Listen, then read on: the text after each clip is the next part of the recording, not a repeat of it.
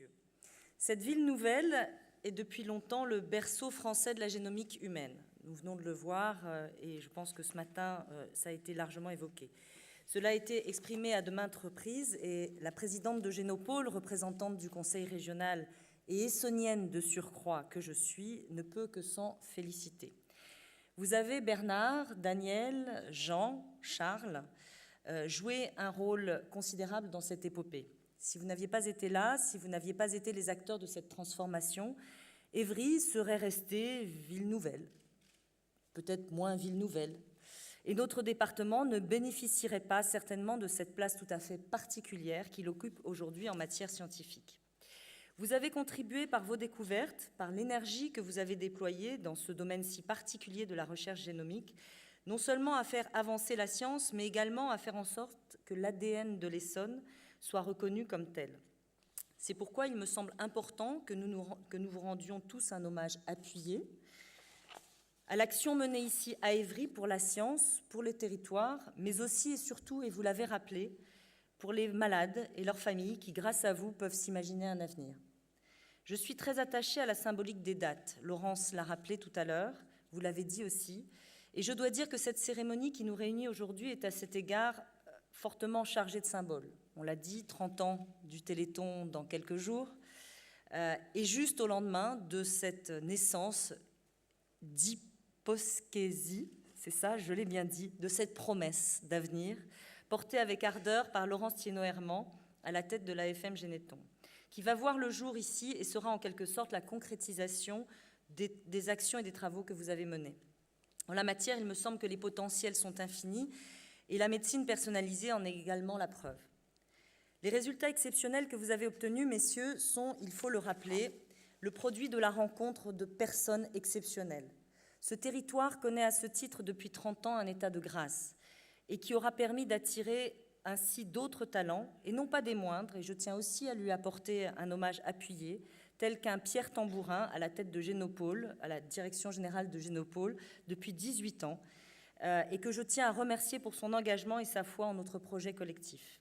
Car il faut le dire, il fallait une certaine vision, une certaine folie peut-être, pour décider de s'implanter, excusez-moi, je parle sous le regard d'anciens maires, de maires actuels et de toujours maires, de décider de s'implanter à Évry il y a 30 ans. Tout cela n'aurait pas été possible sans vous, sans Pierre, mais non plus sans des élus qui se sont engagés sur ce projet et qui l'ont soutenu, et je suis très heureuse de les saluer ici, parce que pour beaucoup, ils sont présents. Je veux ici parler de la ville d'Évry, du département de l'Essonne et de la région, qui ont toujours été des partenaires indéfectibles à vos côtés. Au-delà de la réussite, et j'ai entendu les appels que vous avez portés les uns et les autres, au-delà de la réussite scientifique, Génopôle est aussi et surtout une formidable aventure humaine que je veux saluer aujourd'hui et que vous avez su impulser et que nous saurons entretenir. Les pouvoirs publics, les collectivités locales, mais aussi les jeunes générations, celles qui sont en train de prendre le pouvoir dans vos laboratoires, dans vos entreprises, ont tous une grande responsabilité à cet égard. Nombreux sont ici. Et c'est un bel héritage que nous n'avons pas le droit de gaspiller. Je crois que nous sommes tous convaincus dans cet amphithéâtre, mais aussi au-delà de cet amphithéâtre, sur nos territoires, tous tournés vers ce futur que vous avez su tracer et que nous comptons bien décupler. Vous aurez pour cela notre gratitude éternelle, puisque grâce à vous, peut-être que l'homme qui vivra 1000 ans est né. Ça fait partie des grandes pistes. Et pour traduire formellement cette gratitude, il me revient le plaisir, l'honneur de vous remettre une distinction au nom du GIP Génopôle. Il s'agit d'un objet personnalisé, alors je ne sais pas, je vais le chercher, je vais vous demander de vous lever, comment on fait, mais je vous explique d'abord ce que c'est. C'est un bloc de verre illustré par un artiste sous la direction de Jean-Louis Giavito, chercheur de l'IBISC.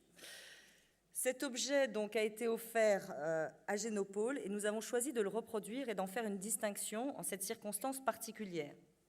C'est une molécule d'ADN qui est représentée en 3 dimensions.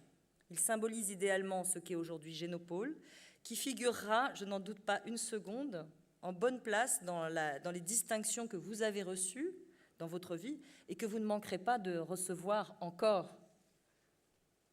Voilà, donc... Ça, c'est pour Daniel Cohen. Alors, Daniel Cohen.